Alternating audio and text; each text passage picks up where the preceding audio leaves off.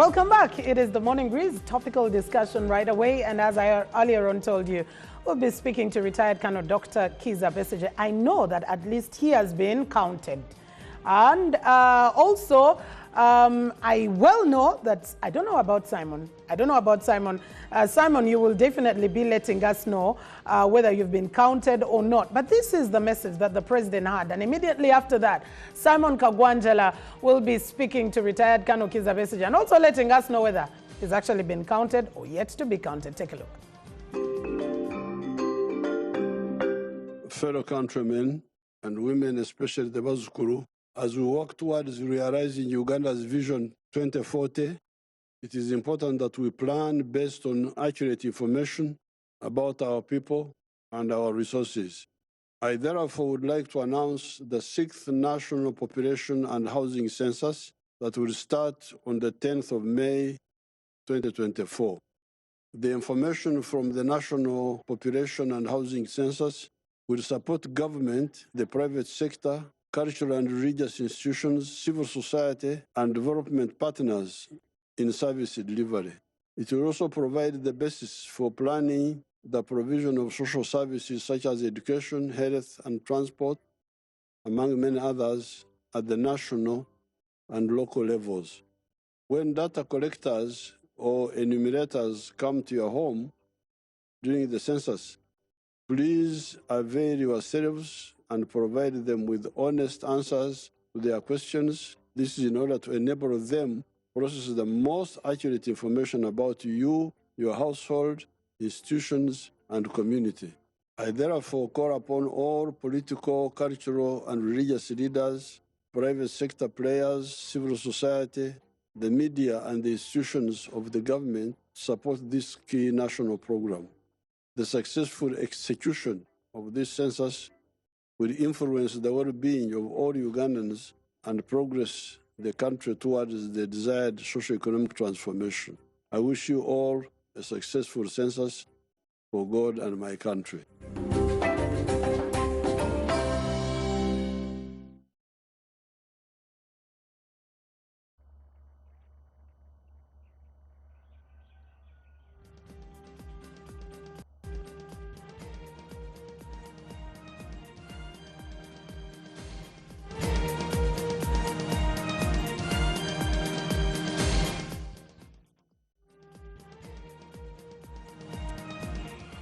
Well, a very good morning.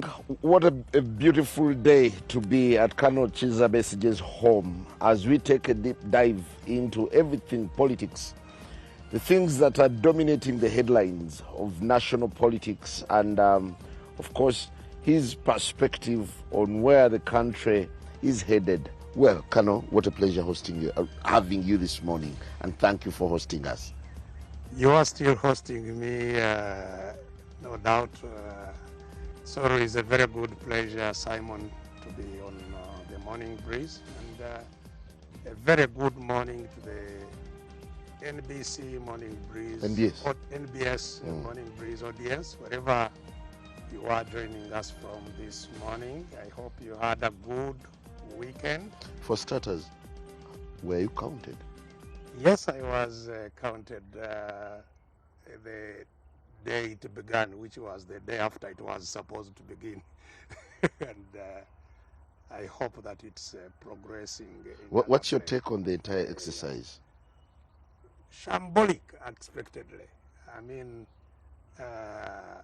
this is a 1 in 10 years exercise, so one would expect that it would have had ample preparations, that it would run, like clockwork. But here in Kasangati, the items for the enumerators, the bags and the kits were brought on the morning that it was supposed to have started. And the tablets came when they had no connection to internet, no SIM cards, no this, no. So, I mean, it was clearly not a good display of any kind of preparation. But it's an important exercise if it was to be conducted prudently, and indeed the outcome managed equally, transparently, and professionally, it is a very, very important exercise. But do the lapses in the exercise so far speak to anything? Well, it's not just the lapses in the exercise, it is the dysfunctionality of the whole system in which it is being done. Cannot render it to be of much use, because planning, which is the biggest beneficiary of this kind of exercise, is in itself not anywhere, in terms of priority for this kind of a government. And so it's the motions rather than, what it should really produce. It's a very expensive exercise, no doubt. It's just like the elections. It's another motion. Election is, again, supposed to be one of the most important exercises in any country. Here it's a motion that is extremely expensive, and so are such similar, activities. Well, very interesting. I'll take you straight to what is causing a lot of hysteria. Over the weekend, we've seen two missives from the president regarding the issue of corruption. One, the president was responding to sanctions that were slapped on Anita Among, the Speaker of Parliament, and instructing the Inspector General of Government to probe Anita's assets. What do you make of it? Laughable. I mean, it's entirely laughable, because Mr. Museveni deliberately built a system of corruption on which he sits at the top of the system of corruption.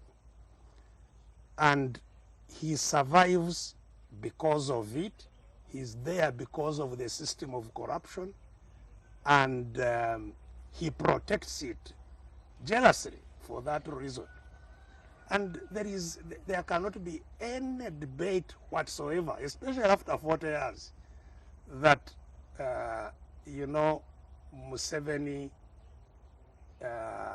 treasures, benefits from, encourages all forms and manner of corruption. Yeah, but don't forget, of course, that he represents an unprecedented situation. I think of all heads of state, I'm not sure which other head of state has appeared in a court somewhere as an exhibit.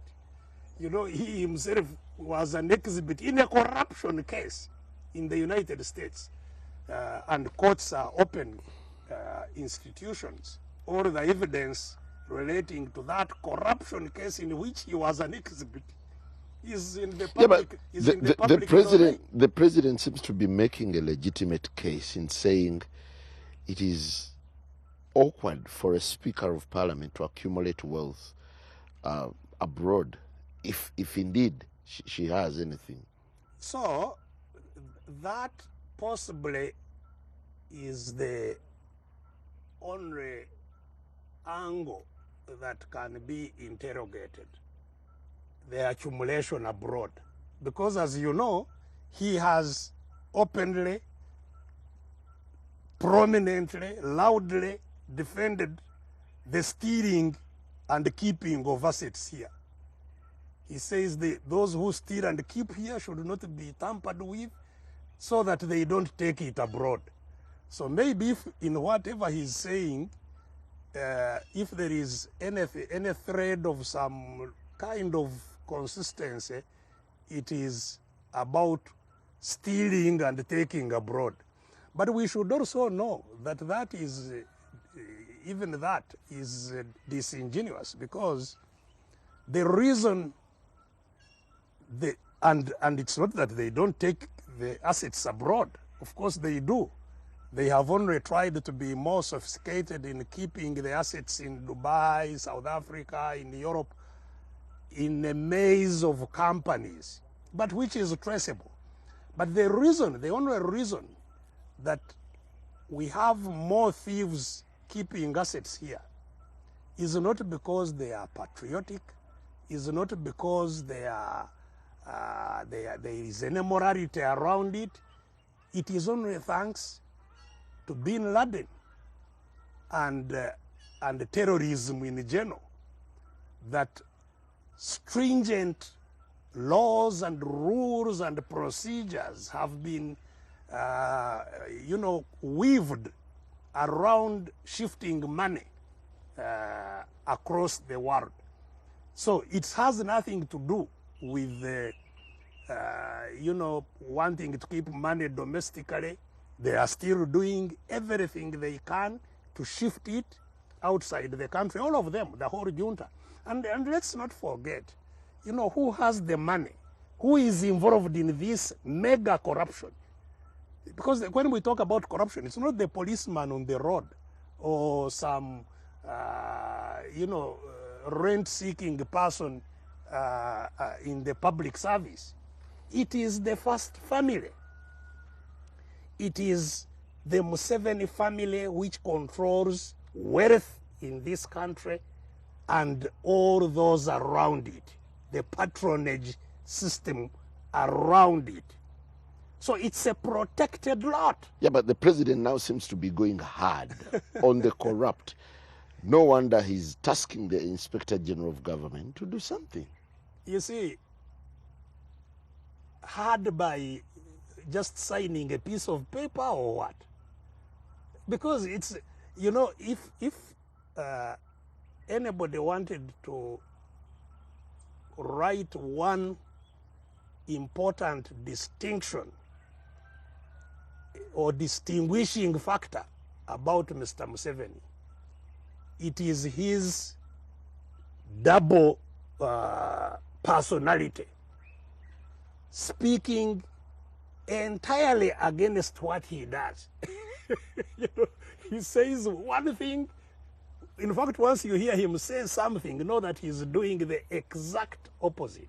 He lives as two people in one person, and that is, I think, entirely evident. He has exposed it abundantly over all this period. You have seen him walking in demonstration against corruption, that there is a demonstration.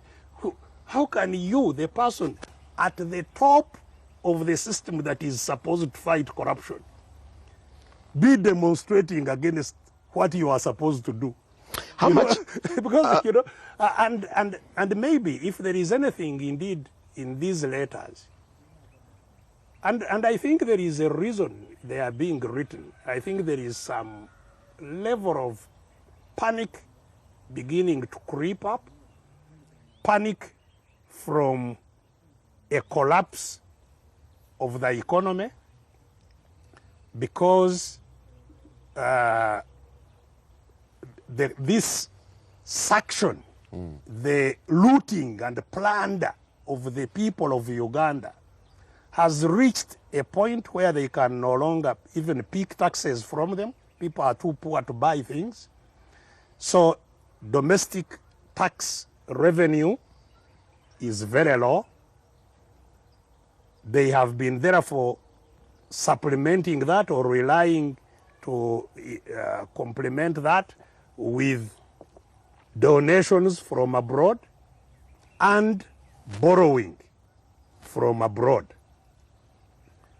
These two, which are critical for his survival now, donations from other people around the world and debt, borrowing.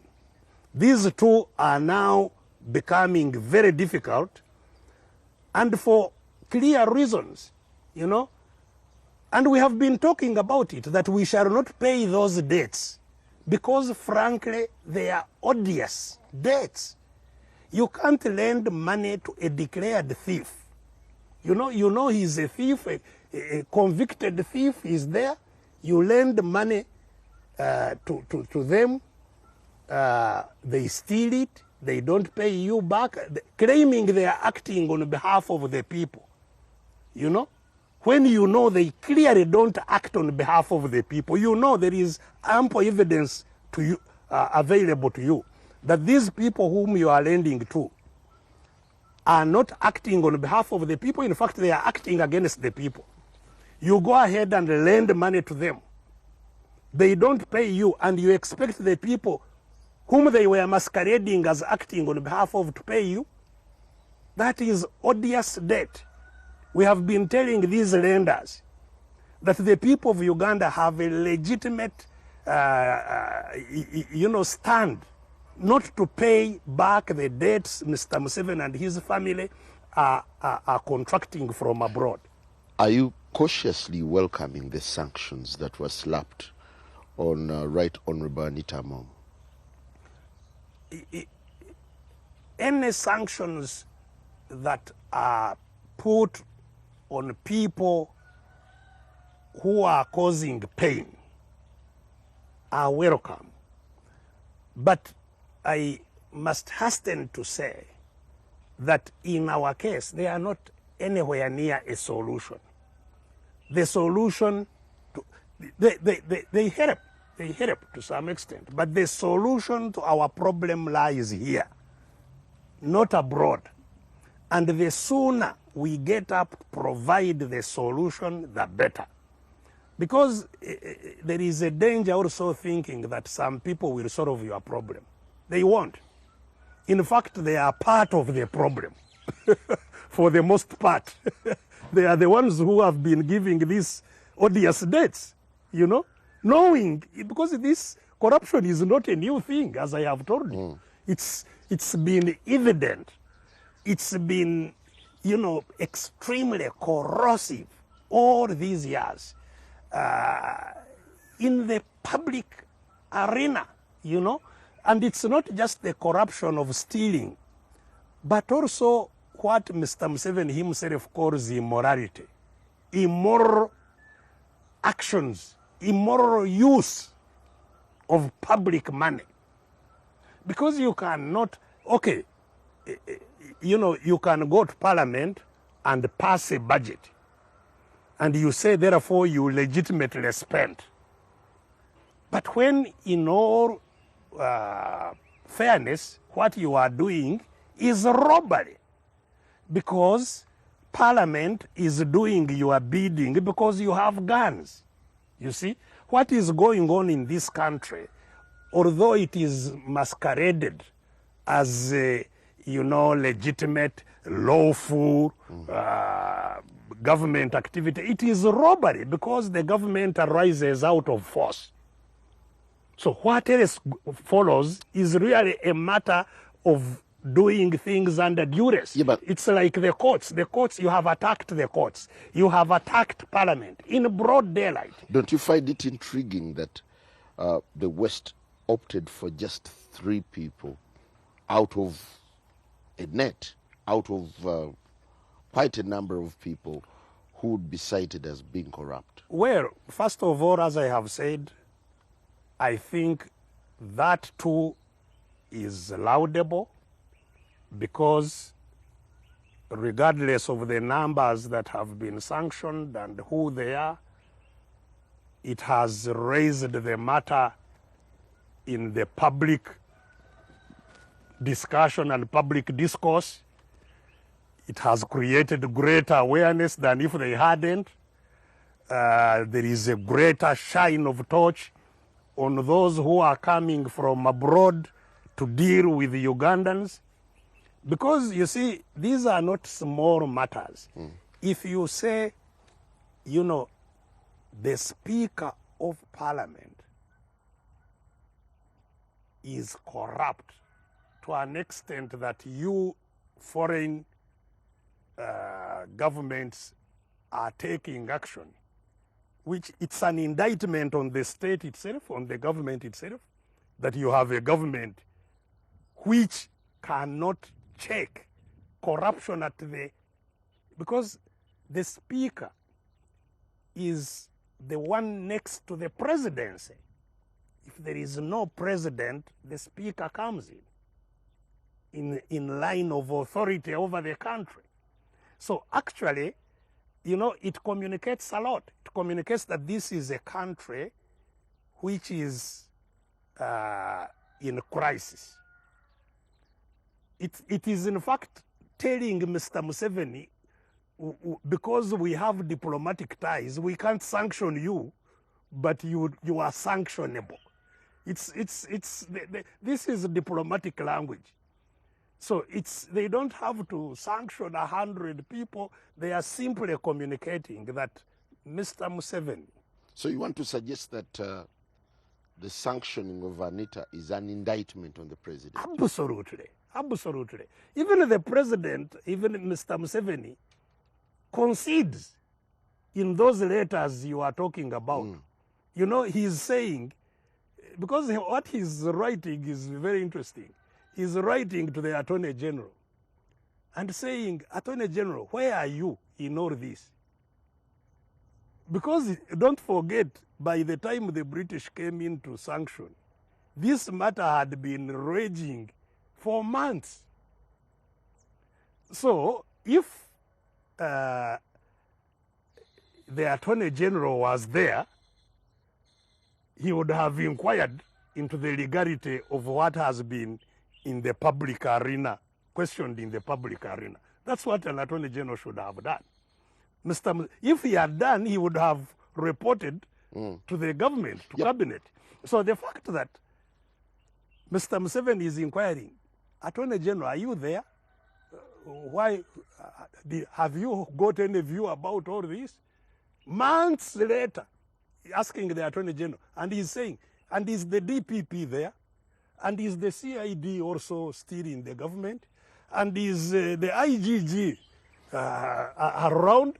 You know, so the whole government is inquiring whether he has a government himself. So it's not that this is an indictment on him. Obviously it is. And it's an indictment over which he has no defense. This is why I say that panic is beginning to creep in. He has no defense for his corrupt system. There is none. His only defense are the guns. To say, what will you do? Okay, I am corrupt. Okay, we are plundering, but what will you do? Tell me, what will you do? Politically speaking, there is a school of thought that argues that maybe the president is tightening the noose around Anita Among for him to further contain parliament. No, you see, please understand, this is not about Anita Among, it's not about Mpuga, it's not about these Mabati thieves. You know, take the case of Mabati. You know, Mabati, the people whom, one of the ministers of finance, the Karamojong Mabati are on his cattle shed. This is in a public arena. It's not a question of debate or, you know, marked office of the Prime Minister covering a cattle shed. You know, he's still in office as a Minister of Finance. You know, so if you have a case of stealing from the poorest in the country, right. Karamoja is the poorest, in fact, far poorest than all other regions of Uganda. If you are stealing from them with impunity, the vice president, the prime minister, the speaker of parliament, the ministers, you know, all stealing, and you are not able to do anything. You are Mr. Museveni. You are not able to do anything. You know, so the question of the indictment of one or two people and what Mr. Museveni is responding with are simply instructive that now the whole world is being alerted about the state of Uganda, which is being held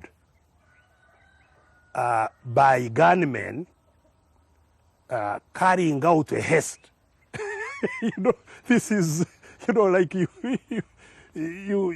put a string around a crime of a robbery scene where the robbery is still going on. That is what this indictment, this sanction from foreigners is supposed So Uganda is comparable to crime supposed to signal.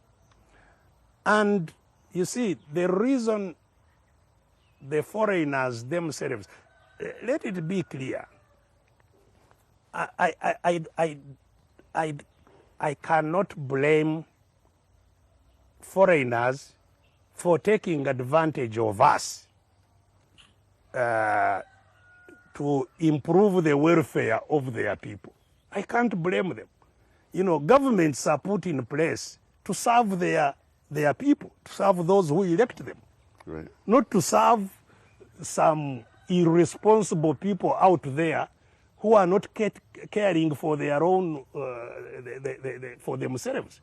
So if foreign governments take advantage of us to improve the welfare of their people, yes, it's not, something morally correct, but I understand it.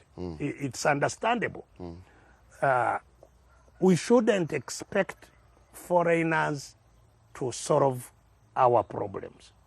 But where they come in a manner that helps us solve our problems, we must appreciate it. And so if anybody stops lending to the people who are causing terrible pain here and hoping to increase that pain by taking money from abroad on our behalf, I will appreciate them. Don't you find it amazing that the president seems to concur with the activists who have been pushing on the matter of the Mpuga's 500 million? He's not doing anything. The service awards. He's not doing. You see, as I have told you, this matter has been raging on for months. This is not, you see, you cannot, Mr. Museveni simply has nothing he can derive from his very late, half-hearted statements. He cannot derive anything because is he saying, that he has, because if he had no intelligence, because he should have had all this information long before it came into public. We spend huge tons and tons of money on intelligence. And it's not that they don't actually work. The intelligence people work. They write reports. Except that he didn't. In fact, you have heard one of that line of informers, my friend Andrew Mwenda. He has written, again, this is in the public that has not been challenged, telling us that Mr. Museveni learned about all this a long time ago. About the service awards. And the stealing that has been going on in Parliament, that he learned about it a long time ago, long before it came into the public. So it's not that he doesn't know. It's not that he has anything to say, that he has anything against it, that he is writing about. Absolutely not. He's just trying very lately to play politics, not so much for our, for the Ugandan audience, because he holds us entirely in contempt. He doesn't have to say anything to us. The reason he's panicking and writing these flimsy things is because the donations are drying out, because people who send money to Uganda is not because they have nowhere to put it. They actually sacrifice their citizens, ordinary citizens, who out of their paychecks contribute money to come to Uganda. So when they read all these things, they say, we would rather send it somewhere else where it has a chance of being better utilized. Doesn't it buffer you that the public is swayed by what you prefer to call political window dressing? Which public is swayed? You see the kind of reaction people are just applauding. No. You see, again, let's not mix media activity with popular response. They are totally detached. I have said many times before that all dictators, and the one who has been in power for 40 years has, sharpened the use of 4 tools: fear, bribery of leaders, propaganda, and divide and rule. This propaganda, you see, a large part of the budget also goes into managing what the public gets from the media, which is bribing journalists, which is controlling media houses and owning many media houses through which they use the propaganda, which is managing social media through manipulation. They have many hired social media actors. You find each one managing 50, 100 accounts, so that when Mr. Museveni posts something, and it's not him who posts, of course, it is again one of his media people. When he posts something, then these tons of media responders are set to work. That's great, Mr. President. That you are wonderful. Where would we be without you? It is him talking to himself. It's just media. It's a kind of masturbation, musing, deriving, some happiness from his own action. Let's take a very short break and we'll return with much more about things happening on the political landscape. Good morning.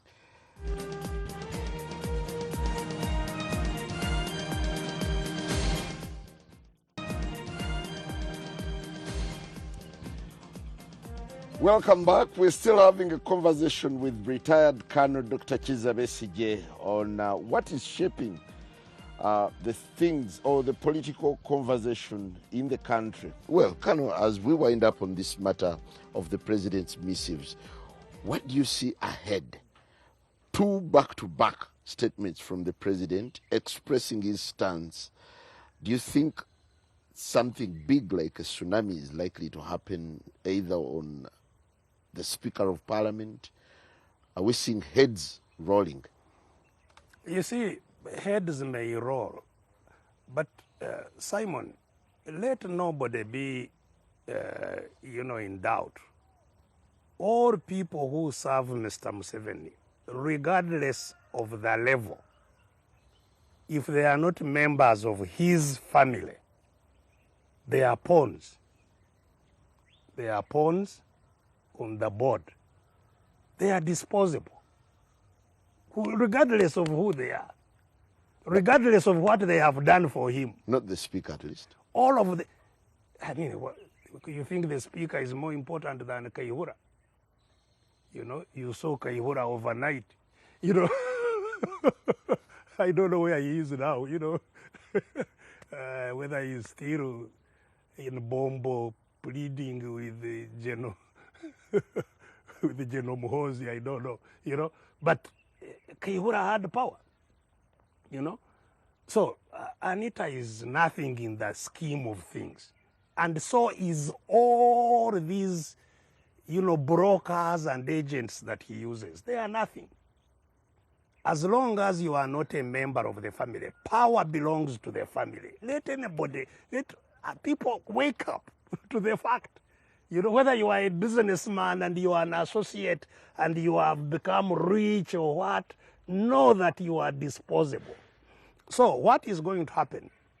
Of course, these disposable pawns also have something against Mr. Museveni, because the way he uses them also arms them with some information against him. So, and that's why they endanger themselves actually, because how they are disposed of then must be done in a way that does not bring dirt on the one who uses them. So quite often they will be, thrown out with a lot of pomp and, to show that there was anger. So you want to say, like you saw the Vice President of Kenya thrown into jail, and I think now he's the senior presidential advisor on environmental. And so have all the others. You saw Mukula, he was thrown in jail, and he's now one of the big brokers, So they will be managed in that kind of way. Or if that is problematic, then they can be managed in an even more radical way.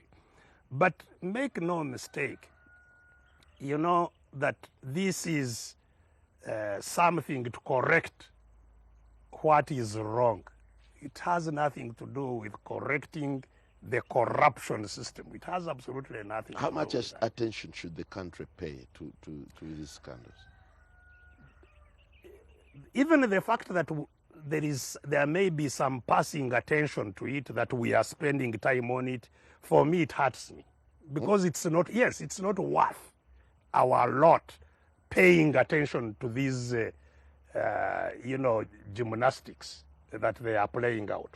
I have told you, the country is in very, very deep crisis.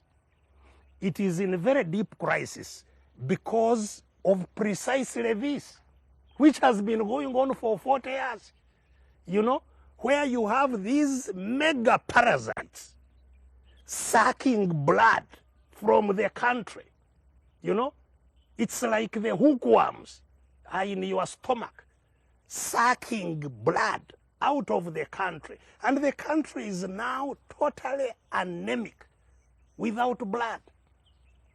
If you are not familiar with hookworm infestation, the hookworms tag on the walls of your abdomen and offals, and whatever you eat, they suck. Whatever you eat, they suck. They grow big and have even bigger capacity to suck. They suck blood, they suck proteins out of you. Eventually, you have no blood in your body, you have no proteins, and because you lack proteins, water starts accumulating in your body, you develop a big tummy, full of water, and at that stage, even when a mosquito bites you and sucks insignificant amount of blood, it can cause you to collapse. So with that analogy, who are the hookworms now? Well, the hookworm is the first family. I mean, where all the blood is going. This is, and of course the patronage system around it, sucking. And so what we must be thinking about is not the worms or the situation, but the treatment. How do we treat this? Because if we don't treat it quickly, any small bleed will lead to our death. Kano, what's your take on last week's standoff between traders and the president at Kololo? It is all a symptom of what I'm talking about. Hookworms still? Yes, the hookworms. The desperation is now getting to places, the last places where one would expect it. The business community. Because the business community, as we all know, thrives by also extracting from others, buying and selling and making a profit. Now they have nobody to sell because the population is totally dry. Yet the one who is sucking from them also continues to suck. So the business community, which was, a bit not caring, is now joining. They rejected you. Yes, is now joining the rest of the country. So let this not be isolated that this is business.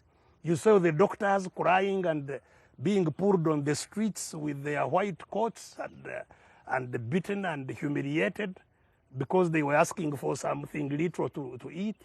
You saw teachers, crying and fighting all over until they got a few and put some little food in their mouth. The rest of the teachers are in total. So is, the farmers who wake up very early, grow maize and are paid 300-400 shillings, and even that 400 they pay them is sacked immediately by these hookworms. So what the country needs to think about is not the hookworms, is not the, it is how do we get rid of this infestation. Okay. Do you sincerely believe that the traders are winning the battle in facing off with the president? Well, I must congratulate them that for the first time at least, their pain has led them to speak eloquently about the problem they face and speak courageously and act, because, defiance, which we have been talking about, to leave Mr. Museveni, who is calling himself Sabarwanyi, Sa this, Sa that, and he's there, pontificating with his nani, and they walk away from him. That amounts to something. And if Mr. Museveni didn't read the signal, but he must. Of all the problems I attribute to him, I don't attribute to him stupidity. He's sharp. He must know that time is up. And even some of these letters and so on is a result of, I guess, understanding that these are not usual times. So, but Simon, and the whole country, please, let us not waste time talking about the gymnastics of Museveni. Let us spend time talking about how we get rid of this scam. That is, because if you have hookworms, as I have said, you must look for a bombo. Yeah, but the reality... A bombo, a bombo? Yes. A bombo, I think that's what bombo was called after. I think there must have been a lot of bombo. A bombo is a very bitter plant, but that treats these hookworms. It's very bitter, a bombo. In abasoga bagiyita eibombo, eibombo. Eibombo, in scientific terms, I think it's called momodati something. That ibombo, which is bitter, is what Ugandans need. We won't get out of this lightly. We must swallow the bitter pill. The bitter pill is that we must stand up and pluck. You seem to be speaking to a population that has resigned. It has not resigned. The population has not resigned, and resignation is not really an option. If you resign, you die. This is the whole thing. If you don't take bombo, you die. So the whole thing is that we must now design the bombo, crush the bombo. And the bombo means we must painfully pluck these hookworms from our tummy and dump them. That is the solution. I'm sorry, I feel the term hookworm is a bit harsh. Well, if I had harsher words, I would employ those. Because, you don't understand, Simon, I think, the pain that the country is going through. All these young people who have woken up today without any hope of what to do today. No hope. They don't know what to eat. They don't know where to sleep. They don't know, young people, millions, who are going through untold pain, who are being sold out into slavery, who are doing slavery here in the Chinese funny, what they call factories, where they just, repackage things. Our people are working there as slaves. They say they are bringing jobs. There are no jobs there. It's slavery. Somebody works from 6 in the morning till 6 in the evening, and is paid, if he's lucky, he's given 10,000, which includes his transport, his, but most even get just about 5,000. No lunch, so people are paying. Those who are in the patronage system, this is why I say that there are two Ugandas. Those who are in the patronage system and those benefiting around the patronage system. Simon, you may be among those. I don't know.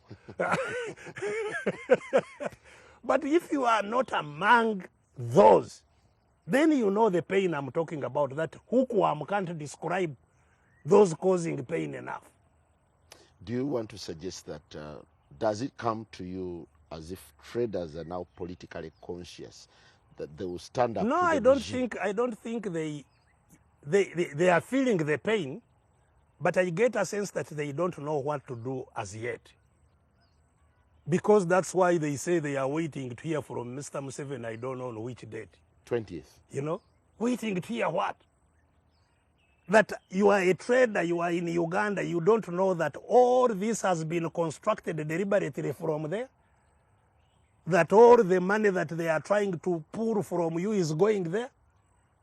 And you are hoping to get a solution from there? Even if they told you something temporary, we are going to do this temporary, maybe if we had arrested something, you can take it now. You know that they are coming back the following day, don't you? So instead of traders wasting time, that they are waiting for Mr. Museveni, they should use this time to rally all traders. Yeah, you see, but in the scheme of things today, you see, politically, yes, it all rests with Museveni. He has the solution to their woes. No, he doesn't. He has the problems, not the solution. He is the problem. He's not a solution. You see, the point Ugandans must understand is that where we are, the stranglehold on all of us who are not part of that patronage system, the stranglehold, to get out of it, we must understand the dynamics very clearly. That this will take all of us pulling together. I've been telling my colleagues in the political leadership that we must be clear that the solution now cannot be provided by political parties. It won't. Political parties, yes, can be a positive part of the solution, but this is not a partisan problem. It's a problem for all. Whether you are traders, whether you are churchmen, whether you are churchmen I seem or to women. read a contradiction in your submission. You're going around the country, and one of the options that you have on the cards in your consultations is starting up a political party. There is no contradiction, Simon. What we are trying to do, we are not starting. We have a party, FDC. It is there all over the country. No, you are renegades now in the party. You can call us whatever you want, but the FDC is there all over the country. And I am a member of it. And nobody can has a right to take away my membership. I'm a member of that party. So we, the members of FDC, have a problem because our leadership became both. That is a problem we have. And this both leadership can cause confusion amongst our people. So all we are trying to do is to get our people to know what is going on and to align themselves with the fight. But as I have said, the fight is not a partisan fight. It's not. All partisans must unite with those who have no parties, must unite together, all Ugandans, whether you are in the media, whether you are a sheikh, whether you are a bishop, whether you are, this is about basic justice. It's about ownership of our country. It's about our independence. It's everything. It's about our voice, simply having a voice. So yeah, but now the concentration of parties now seems to be on consolidating their grip. So what traders should be doing, and I hope they are really doing it, if they are not, they had better, is first, they are bombo. They must collect money to do work to free themselves.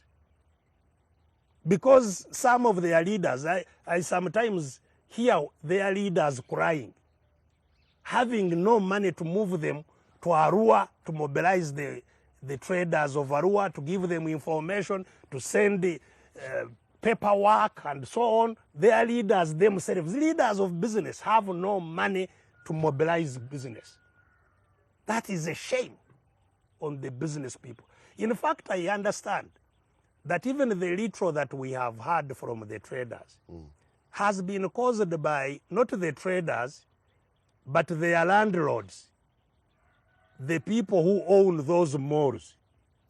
Apparently, this EFRIS, which is being imposed on the traders, is going to hit the landlords because it is going to reveal the exact amount of money the traders pay in rent.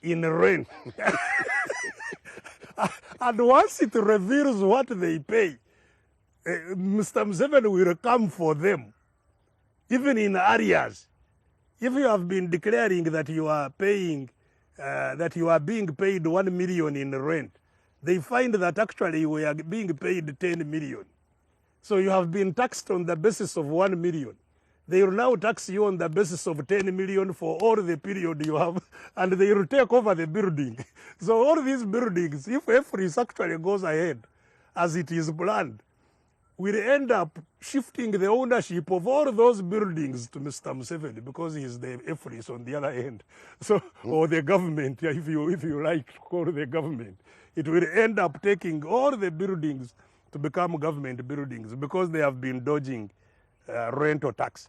So they are the ones, I understand, who have been putting in some little money. But that is shameful.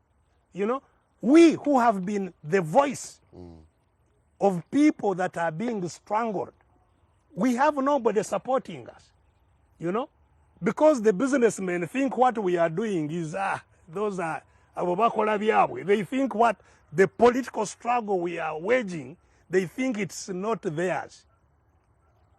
They even don't think that the struggle the traders are waging is theirs. You know, they are not paying for organization. You've tried with futility to attract them over. So let them stay where they are.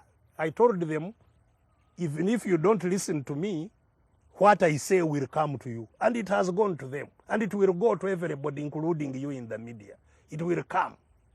So what they need to do is raise money, mobilize all traders countrywide, so that by 20th, you have a shutdown of all businesses in Uganda.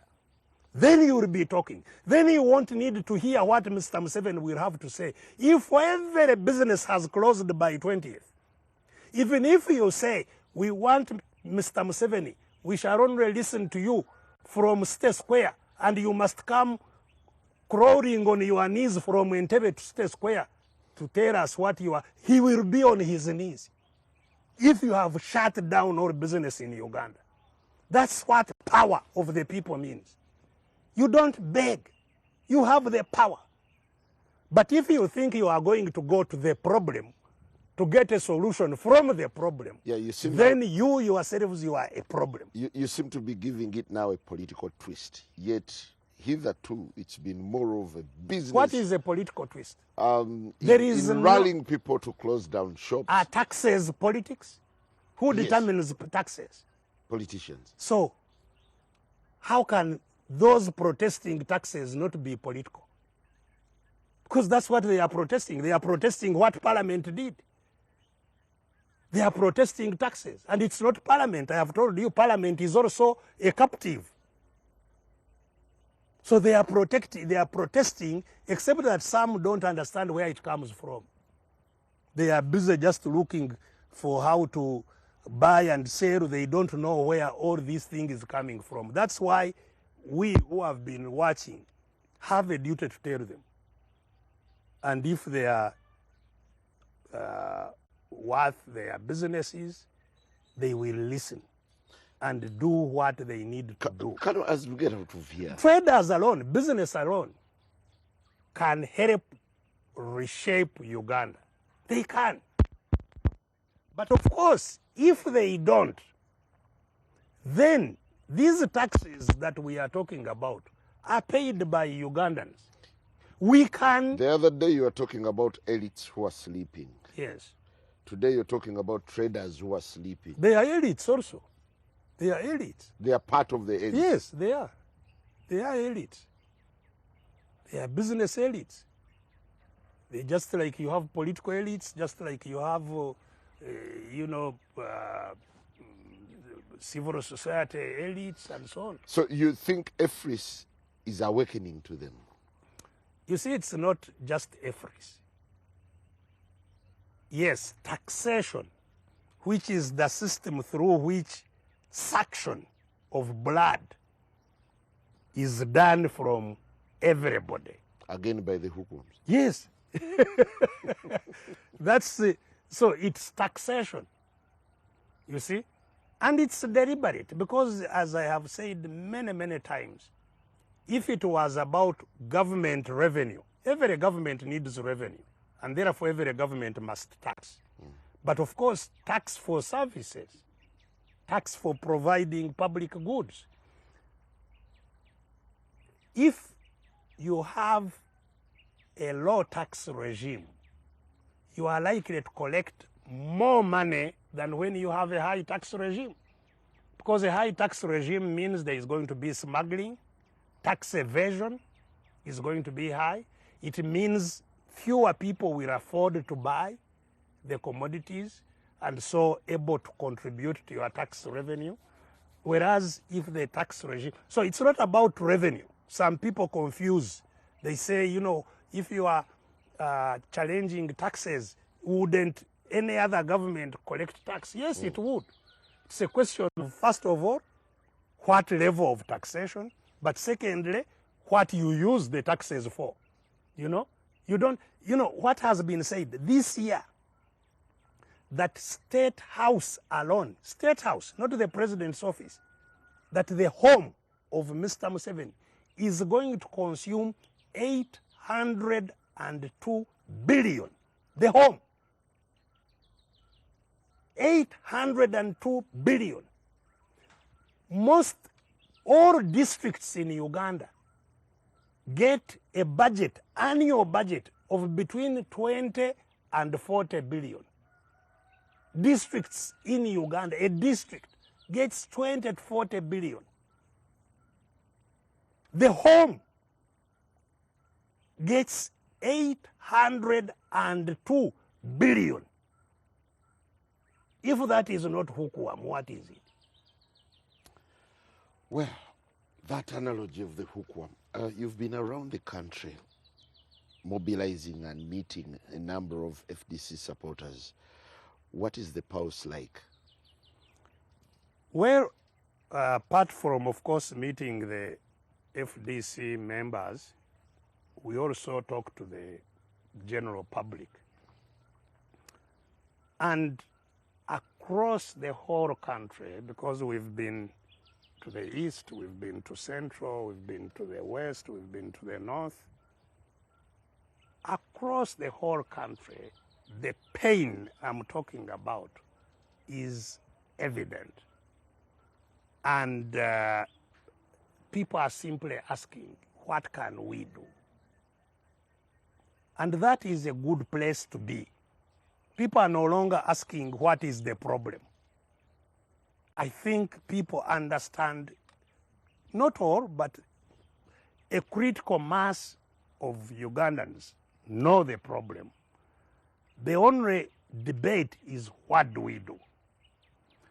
And that is what we are trying to address them to, what we need to do. Certainly among the things we think should be done is to rapidly get everybody to know that we have to fight for our survival. It's a survival, it's a fight for survival. Our survival is at a critical moment. And we've been talking about this, you know, the failure to thrive crisis. But what is notable now is the kind of confusion across the political aisle. While you're meeting people and charging them, getting them to be conscious, other parties are now embarking on nationwide registration exercises. Don't you think this is creating a bit of conflict and confusion? Well, parties also depend on membership and should actually be supported by their members, which of course is no longer the case because the members are totally poor. But parties should be supported by membership who contribute. Do you feel this is the best time to do registrations? You see, you are inviting me to comment on other people's plans, which I don't have a full information of. Because it is possible that through a registration of membership, you are also giving a message. The message that this is not the time to be partisan.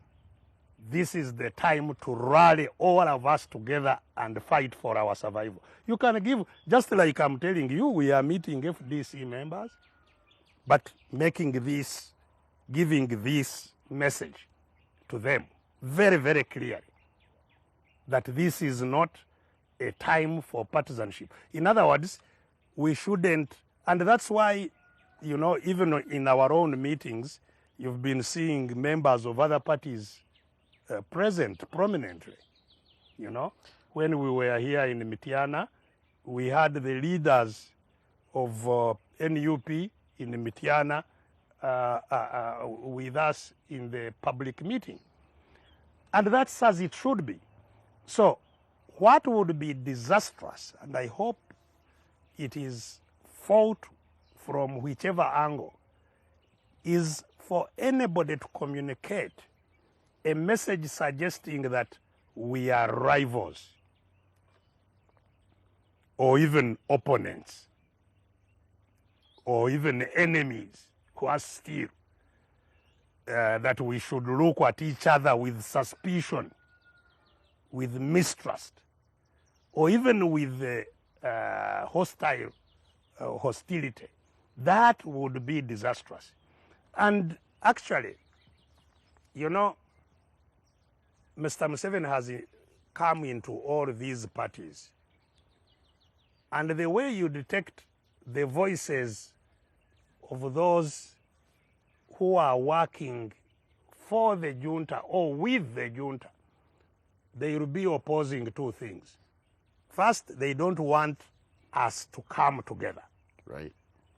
When you hear a voice saying or suspicious or discouraging people to come together, know that that is a voice that is related to the junta. Two, if you hear people simply say, don't entertain anything, just look at 2026. Don't, you know, anything else is counterproductive, you know, because those voices are again all over. You know, abogera kubirala, they want to kill our children, they want to cause other people to be imprisoned. Yes, we have to take a bombo, which includes being imprisoned, which includes being killed, which includes, because we have to fight for our survival. So those two things, when you hear somebody discouraging people from defiance When you hear somebody discouraging people from working together, know that that is a voice that is related to the junta. Are you surprised that you're going around the country uninterrupted by security? No, we are not uninterrupted, unless you have not been following.